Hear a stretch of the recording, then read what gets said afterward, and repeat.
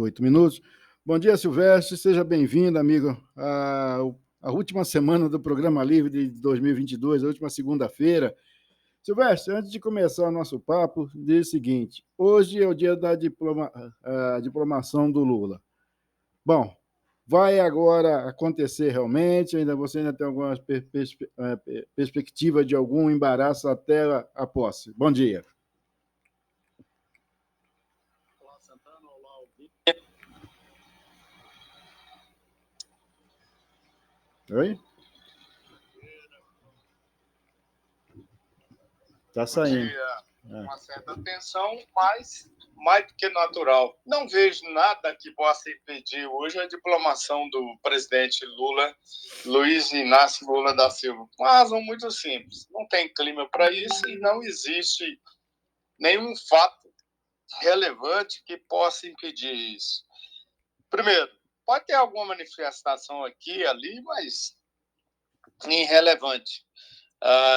O que está preocupando realmente é o presidente, que é diplomado hoje, é anunciar o mais rápido possível o seu ministério, principalmente os mais próximos, né? Já anunciou Haddad, defesa, que era um negócio preocupante, mas resolveu.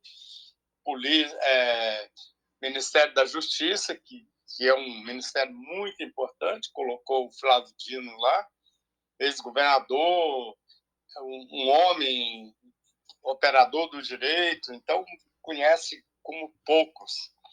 E tem, claro, iniciar aí o desafio que Lula terá pela frente.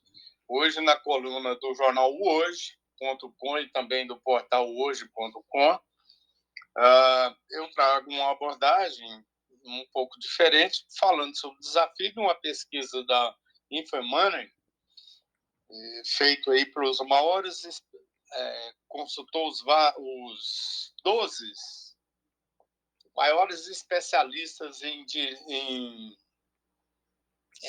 consultoria no país, quer financeira, comportamental, em sociologia, economia, enfim. E eles traçam aí um cenário de como será a luta do presidente, que é diplomado, será diplomado hoje, Luiz Inácio Lula da Silva, terá pela frente no campo político e também o desafio econômico administrativo. O que me preocupa mais não é a diplomação do presidente Lula. O que me preocupa são como ele vai controlar essa ala mais radical do PT, que está aí indignada, porque perderam espaço. O governo não tem como abrigá-los, como fez de governos anteriores. Haja vista que Lula tem que fazer um governo de coalizão, efetivamente, e não só dar as migalhas para os aliados. Os aliados vão pegar, sim, fatia do governo importante, não é? E isso, de uma certa forma, preocupa também Lula. Ele vai ter que trabalhar duas frentes. Uma para conter o fogo amigo, que certamente terá dentro do seu governo, protagonizado aí por esses insatisfeitos do PT, que é uma minoria, diga-se de passagem, mas também para ter um mínimo de segurança nas votações importantes que ele terá que tocar no Congresso, principalmente a reforma tributária, que está parada aí há anos a fio, que nunca resolve, sempre faz uma emenda, e pelas declarações que dessa vez saem. Vamos conferir isso aí. Mas, fora esses desafios pontuais, eu não vejo nenhum ruído que possa impedir a diplomação de Luiz Inácio Lula da Silva, presidente, começando a partir de janeiro de 2023 a janeiro de 2026. É isso. Bom, o que você fala sobre o Pércio Arida e a Carla Abrão? A Carla Abrão. A Carla Abrão. Bom, essa é a pesquisa entre os consultores feita pela É um boletim que eles fazem mensalmente, que chama Termômetro do Poder, Barômetro do Poder. Os nomes mais indicados para o planejamento é o da Carla Abrão, ex-secretária de Finanças do governo de Goiás. Carla Abrão, filha do ex-governador e da ex-senadora Lúcia Vânia. Ela é muito competente, uma pessoa que participou aí ativamente aí da elaboração do projeto de governo na área econômica. Ou tanto ela como o Pessarida pode assumir o planejamento. O Pessarida está um tanto quanto relutante. Ele talvez fique pelo... Ele é um acadêmico, tem várias consultorias. Eu não acredito que ele vá assumir o Ministério do Planejamento. Mas tem um detalhe interessante, que pode ser a Carla Abrão, mas também o Globo hoje traz uma informação interessante. A primeira-ministra de Ronaldo Caiado, Cristiana Schmitz, também foi citada aí, especialista, como uma possível indicação no primeiro escalão. Eu conversei com ela agora de manhã, foi no WhatsApp, e ela disse que fica lisonjeada pela lembrança, mas não teve nenhum contato. Foi o que ela me disse. Mas, de qualquer maneira, só o fato dela ter sido citada mostra que as mulheres estão empoderadas, principalmente na área econômica. Certo. O que é, então, cortar na carne?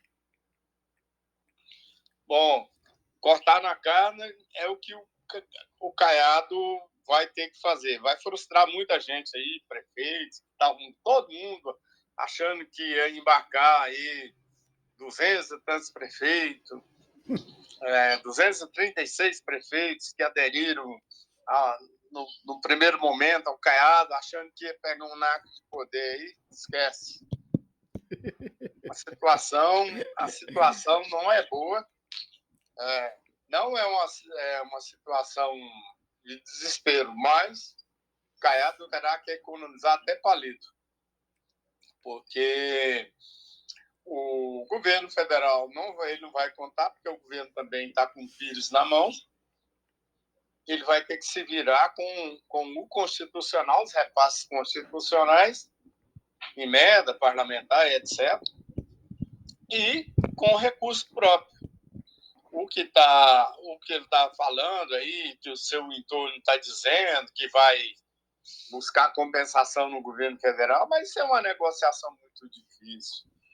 Primeiro que o governo federal não vai ter dinheiro. O que eles vão negociar talvez seja empurrar essa dívida lá para frente e o governo arcar aí com o custo dessa dívida que os estados têm para pagar e o governo federal assumir. Que eu duvido muito que o PT vá fazer isso, principalmente em relação a Goiás. Então, o Caiado vai cortar sim na carne, vai economizar até palito. Repito, vai economizar até palito. Então, senhores prefeitos, aliados, que fizeram a maior festança, achando que ia aboletar a gente, o cargo, esquece. A prioridade é o cidadão de um modo geral. E o Caiado é muito cioso disso. Ele deve estar lá nesse momento, lá no hospital, pensando como é que ele vai enfrentar essa guerra. Como ele é um cara de coragem, ele vai enfrentar de boa e deixa o modus esperneante aí conversar com todo mundo. O Caiado terá que fazer mais política do que gestão. Ele vai ter que delegar a gestão para os seus auxiliares, por isso a escolha do secretariado de Caiado, principalmente dentro das áreas estratégicas, vai ser muito importante. Eu acredito que fica aí o Cristiano Schmitz, que tem, embora tenha alguns tentando fritá-lo aí, mas ela é muito competente, repito, é uma das secretárias mais competentes que já passou pelos governos, todos os governos, desde quando eu acompanho os bastidores da política em Goiás. A Cristiane Schmidt é muito competente. Acho muito difícil o Caiado trocá-la por alguém, a não ser que ela queira, ou seja convidada para um ministério, sei lá. Mas não vejo o Caiado trocando o Cristiano Schmidt, Fátima Gavioli, da Educação, Pedro Salles, da Goinfra e da AGEAB, e o Adriano Rocha Lima, que é o principal auxiliar dele, que faz o meio de campo ali entre o que o governador determina e a execução junto aos auxiliares. O Rocha Lima cuida da governança, ele cria essa sinergia entre os demais auxiliares e o governador, e a Cristiane Schmidt cuida do equilíbrio das contas do governo. Então, essas áreas aí eu acho muito difícil o Caiado mexer. Os outros são, aí pode sim discutir com aliados e tal. Mas o Caiado já deu um recado. Pode trazer nomes, mas ele que pode indicar e tudo, mas ele vai avaliar tecnicamente, criteriosamente, quem ele vai colocar. Repito, essas 4 pastas que eu citei, o Caiado não vai abrir mão. São imexíveis. A Cristiane Schmidt, Fátima Gavioli, eu esqueci também da saúde. Eu acho difícil que ele vá mexer na saúde, a não ser que... Porque a interlocução com o governo federal ela vai dar em 2 níveis. Do governador com o presidente, institucionalmente, e também por meio das suas da bancada de Goiânia junto ao Congresso, tanto ao Senado quanto na Câmara, principalmente na Câmara. É isso. Bom, então qual é a esperança? A esperança? Rezar, dobrar o joelho. Ir para o Fórum de Governadores? E acreditar que o amanhã pode ser melhor do que foi o hoje. Meu Deus do céu. Então é isso. É tão ruim assim, é? Não, é uma questão econômica, não se briga com os números.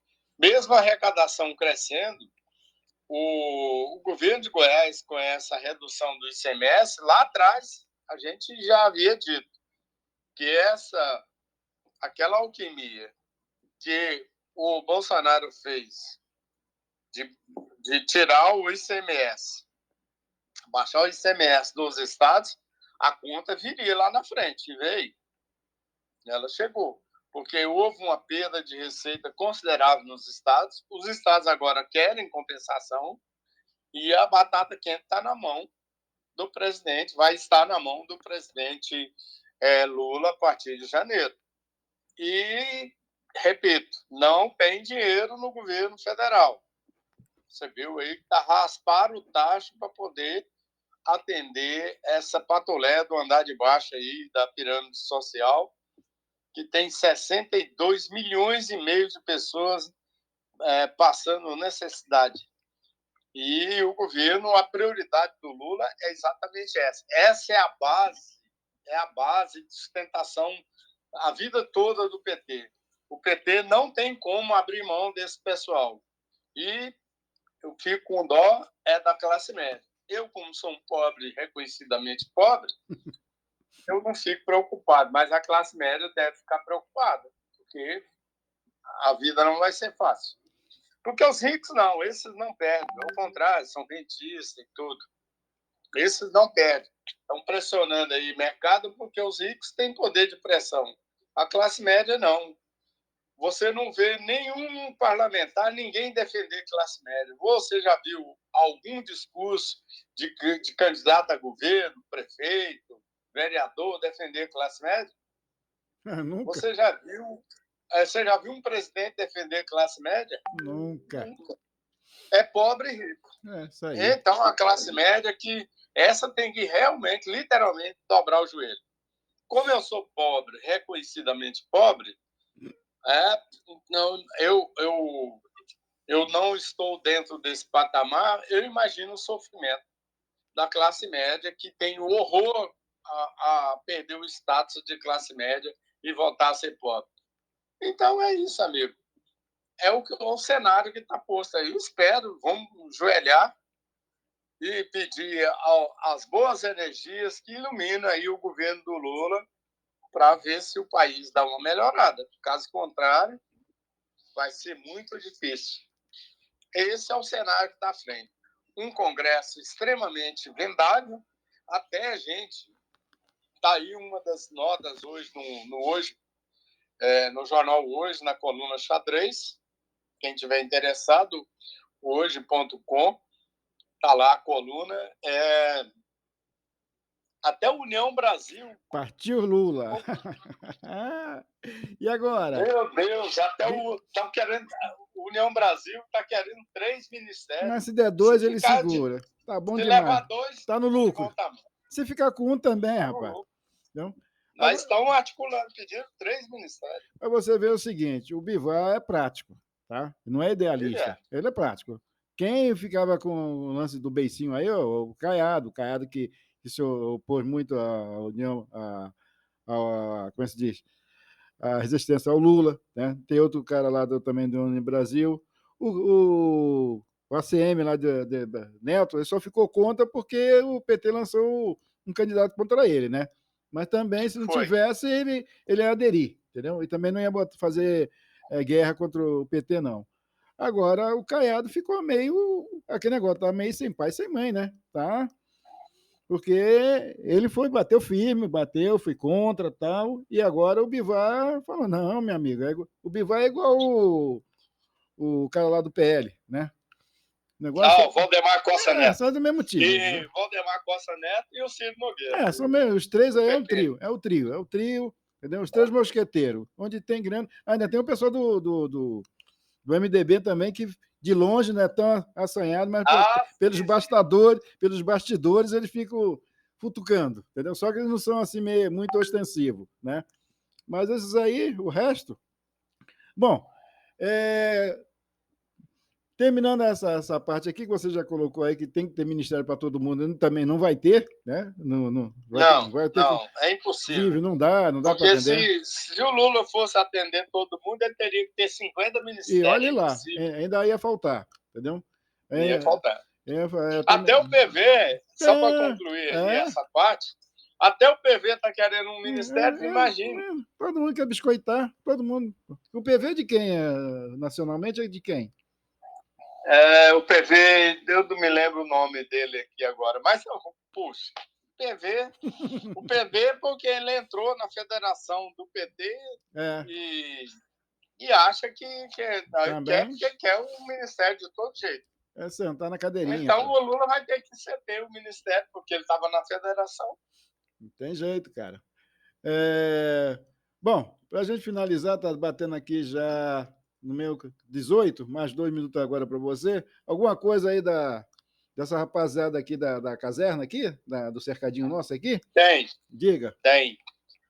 Há uma movimentação aí nos bastidores para o Jornal Opção, o portal de notícias do Jornal Opção, trouxe essa informação que o secretário do entorno pode ser um médico, que eu duvido muito, é uma especulação, um lobby. É lobby? Lobby.